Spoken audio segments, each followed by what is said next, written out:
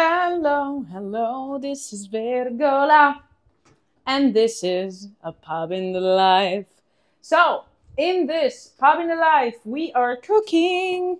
Lots of bad weather outside, no way for us to go walking at a moment in which Mom is able to pull this podcast off. So, yes, here we are. Welcome back to a Pub in the Life. Today, we're talking about the famous saying of Silicon Valley, do things that don't scale. What does it mean to do things that don't scale? It means to do shit that other people don't understand why you're doing, externally speaking, and just the people that receive them might really understand their abilities. So, I'm going to give you two examples that Mom recently encountered. One is related to HR. The other one is related to actually marketing. So, example of marketing, pretty interesting one. We got contacted, actually Mom got contacted from a guy. Let's call him Jon, not his real name, but let's call him Jon. Jon is selling outbound services, and he claims to be able to find Mom leads for the Scandinavian, the Nordics market. So what has Jon done was actually what all marketers do. Not good ones though, the ones that don't really have such patience, and just went out and said, okay, I'm gonna send out some emails, I'm gonna write to this girl, and I'm gonna see if she wants to give me her money. So he did. He started just writing to Mom. They didn't engage in any shape or form of a conversation because this guy was actually just blasting her email, sending just one or two, not so many. And at some point in time, this guy disappears and comes back almost a week later with another email that sounded very, very targeted to Mom. So this guy went out and said, okay, I tried to contact you, all the classic bullcrap. I tried to contact you, you didn't answer. But so I thought that, it's fine. Maybe I'm not the best person to be having a chat with. But I think I have somebody else that might be interesting for you. And what this guy does is creating a AI generated image of a dog. Very nice dog. Not similar to me, but a very nice dog.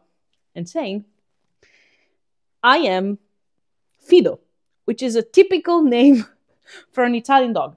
I'm Fido. And, I want to meet. Hi. And so he said, he's not very good at talking. He just says, woof, woof. But apparently when it comes to food, that's fine. He says he's still trying to learn Italian, blah, blah, blah. Very nice story.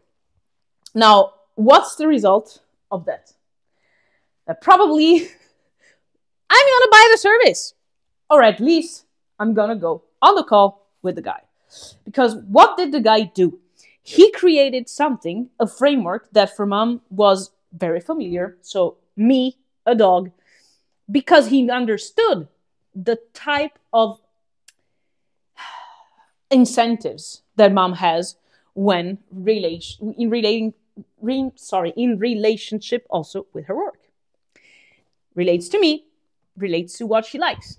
In the end, she created a podcast around me, a dog. So, are you surprised? You shall be not.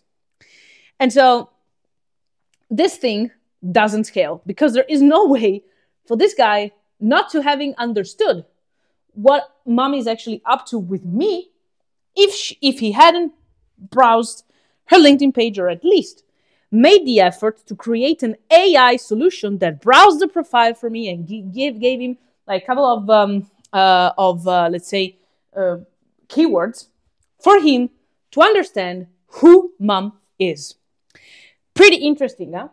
And actually, nobody's doing that. You know why? Because it takes more time. It takes more effort. It takes time, space, resources. And people don't want to do it.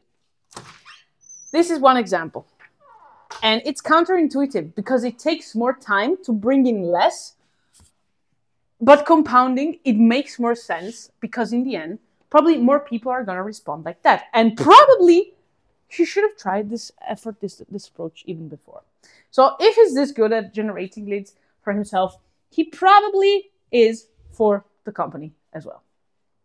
The other thing that I want to bring as an example is something that mom is actually trying to do in the company, which is actually giving out 10 minutes time slots to people to actually be able to chat with her. So, understanding objectives, concerns, future developments, and whatnot. Now, this is something very useful if you don't have an HR, let's say, department in the company. But the truth is that the CEO's connection, the CEO's point of view, is not substitutable in any shape or form. So especially in the first days, in the first weeks, in the first months, first years of the company, people expect to have direct contact with the CEO, because then again, it's you as a CEO, if you're the CEO, or you as a founder, who actually run the company, its strategy, and blah, blah, blah. So it's totally normal, but it's counterintuitive, because when mom just spoke about it, people in the company were like, why? There are managers, there are other ways, and surely there are other ways and there are managers, but it takes time to do some things that make sense in the long run to, avoid miscommunication, to understand who's on the other side, especially if you work remotely, to really understand who's on the other side and what are their incentives, and in general, to really get an idea of how the workforce is performing, how they're feeling, and whatnot.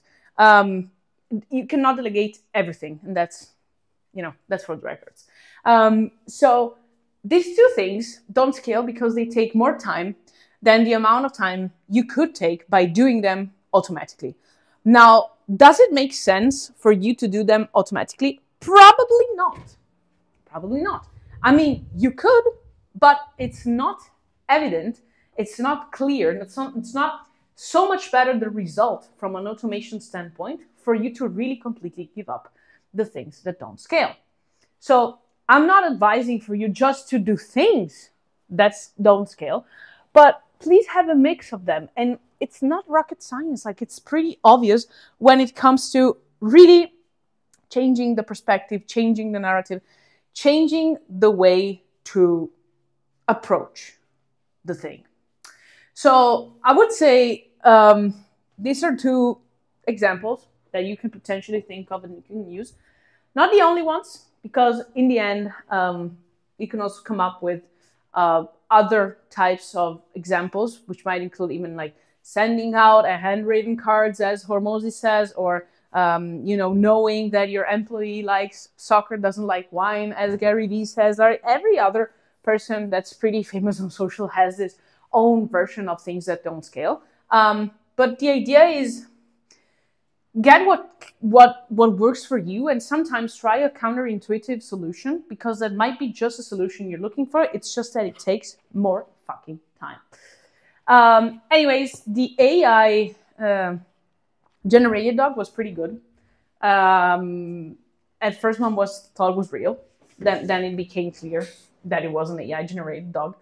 But that's a pretty nice approach. Anyways, I will send you kisses, hugs, and a bit of barks. Bye! Follow us.